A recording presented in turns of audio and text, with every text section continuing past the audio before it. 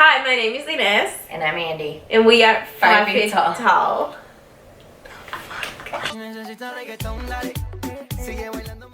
The whole reason that we started this YouTube channel was for people from back home to kind of see what it's like to live out here, and for people who are from LA to kind of know what it's like for two Caribbean women to move to the States. So we decided today to talk a little bit about our experience, not just living here, but deciding to come here, what has been culturally shocking, and just kind of things that we've gone through.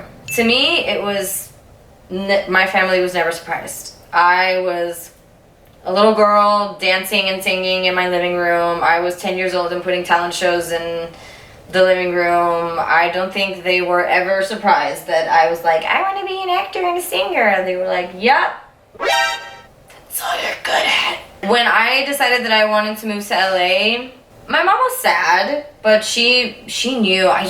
They all knew that my path led somewhere else. I was always the outcast of the family, not in a bad way. They love me for being weird. Like, they love me for who I am, but they also think I'm the weirdest person that they have ever met in their lives. And they love me for it, but they still think I'm really weird. I cut my hair, they're like, you're weird, I would never do that. The way I act, they're like, you're weird, I would never say that.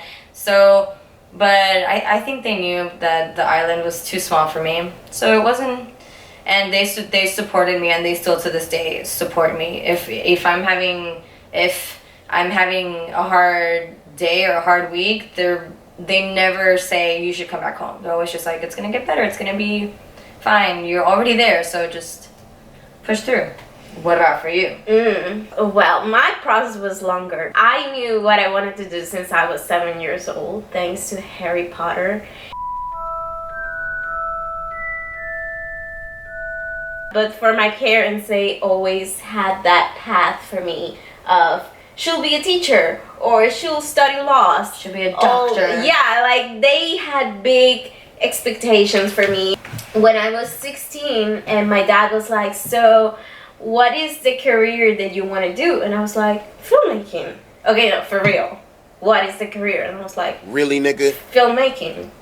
So it was like, dude, it was 2 years struggling with the same thing. And like when it was my senior year in school, my dad was like, you're gonna study a career that is in this country. And I knew that there were universities teaching that career. My dad came with this brochure from a college in my country that I love. It was like mass media with the concentration in filmmaking. So I'm gonna study this. And he was like, yes, but it wasn't approved. I was like, no, I was so angry.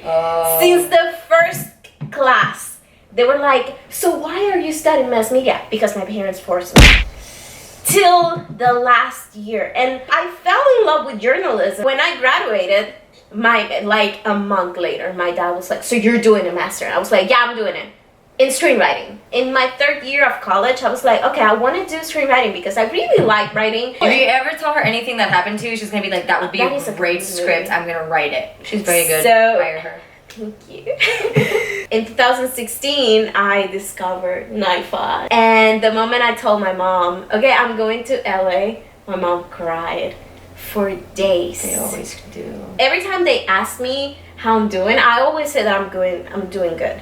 No matter what, no matter if I'm having like the worst day, I'm doing good because I'm living my dream. I'm here, and I know one day I'm gonna go back to my country and I'm gonna keep doing whatever I want, no matter what, because I really want to write stories for my country. And most of my stories, I always picturing them in the voice of a Dominican character. I remember my first interview with a manager. I was so excited, and she was like, okay, I'm gonna sign you, everything's gonna be great. And then she looked at me and she said, are you gonna give me any problems? Because I've had Latina clients before and they tend to be very sassy. What? And I was like, sassy what level? Bruh, like testy. I didn't know how to react. It took me so by surprise. I was just like, no, I'm not because sassy. One Hispanic is like that. But everyone thinks that. I had meetings with agents, and one of them was like, we're gonna add you to our roster because we need color in our roster. Not color that I'm colored because I'm a very white Puerto Rican. You are but they so needed white. Hispanic. Bruh. Remember I had someone who, when they found out that I was Puerto Rican, started talking to me differently. We were having a normal conversation, and as soon as they found out that my first language was Spanish, they started talking to me like I was an idiot. And whenever they mentioned something about the United States that was common knowledge, they were like, oh, I don't think you know about this, but just so you know. And then they would like, instead of mansplaining, they would like American explain it to me.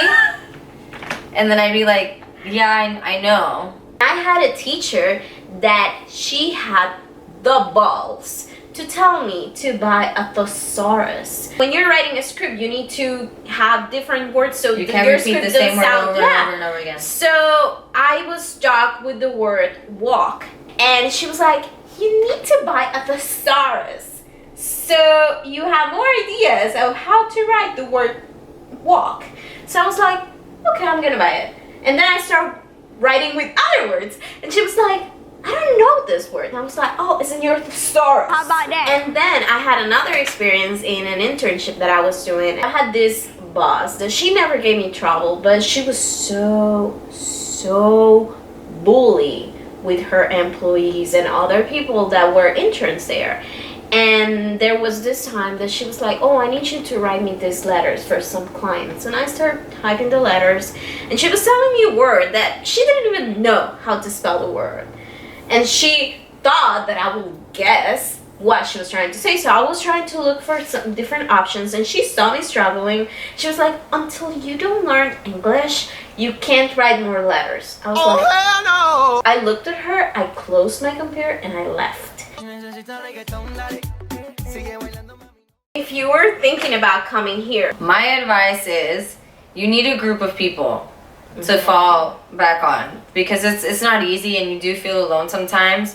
But then you talk to your friends and you realize that they're also going through the same struggle. You struggle together. When they start doing well, you celebrate together. When you start doing well, like, it's just a huge family. just try to embrace your career. If you're here living your dream, don't complain about it all the time. Yeah. My last advice to people that are not here but they're obsessed to come here, don't get upset is if things don't work out here. I know a lot of people come here because they want to live their dream. And I have met people that they are here and they're like, I have to stay in LA because It's where it is. It's where it is. I need Being in here. LA doesn't make you happy, and I genuinely know people who detest being here. But because this is where it's at, this is where Hollywood is, they force themselves to stay here. You can do this from anywhere. And do it from where it makes you happy, because you're going to be happy to work. You're going to work more, and at some point you're going to make it, and you'll probably end up here anyway. If you have questions, stories of things that have happened to you, don't forget to like, comment, and share, and subscribe down here. And we'll see you next Monday.